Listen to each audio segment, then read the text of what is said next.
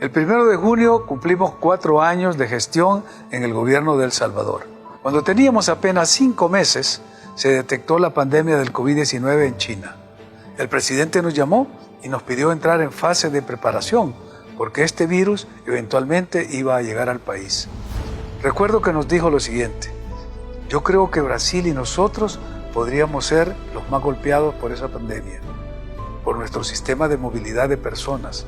La pandemia podría tener un escenario de contagio acelerado y deberíamos de estar preparados. Esto jamás se había visto y tarde o temprano vamos a tener que cerrar todo. Por eso, 7 meses después, tomó la decisión de cerrar el aeropuerto y las fronteras, antes que la OMS lo declarara como una pandemia. Y fuimos los primeros en hacerlo en toda la región. Ese ciclo de cierre le salvó la vida a miles y miles de personas, y podrían haberse salvado todavía más, pero la oposición política, tanto desde la Asamblea Legislativa como la Sala de lo Constitucional de aquel entonces, se opusieron a toda iniciativa del presidente. Ellos pusieron en marcha las mismas prácticas del pasado, a las que estaban acostumbrados, y diseñaron la mayor estrategia de distracción al gabinete.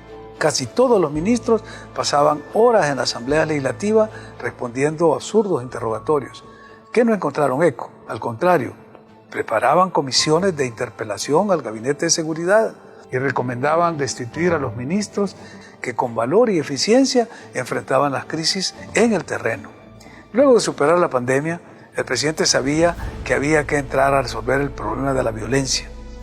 Con el correr del tiempo, que las pandillas habían dominado el territorio nacional, había que liberar al pueblo salvadoreño, porque había estado viviendo con miedo y con zozobra.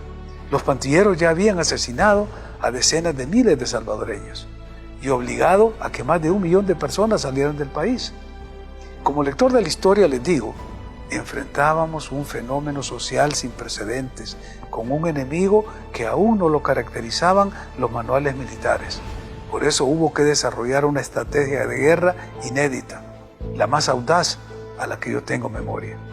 Nayib se puso al frente de la mayor cruzada por la seguridad ciudadana, la mayor que ha visto nuestra historia en 200 años de independencia.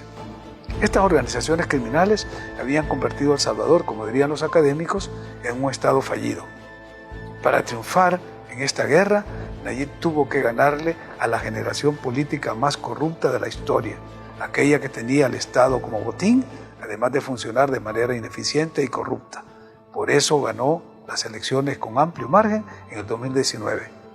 Ahora podemos decir con seguridad que estamos ganando esta batalla junto al pueblo. Nayib Bukele jamás le ha tocado una coma a la Constitución.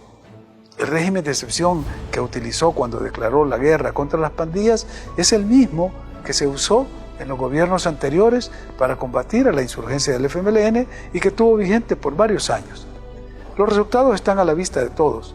Ningún plan de seguridad ha logrado los resultados del Plan Control Territorial y la guerra contra las pandillas. Y aún así, el presidente Bukele ha sido criticado, cuestionado y atacado, pero eso jamás lo ha detenido. Su determinación y liderazgo es lo que ahora nos tiene como el país más seguro del hemisferio occidental, gozando de un clima de paz, tranquilidad y libertad que hace que El Salvador sea una referencia a nivel mundial. Es admirable verlo trabajar sin descanso.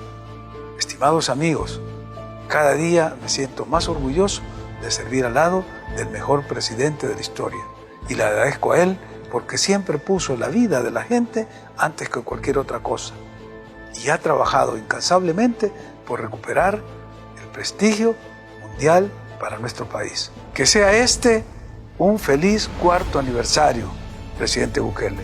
El pueblo salvadoreño lo admira, le agradece y lo apoya.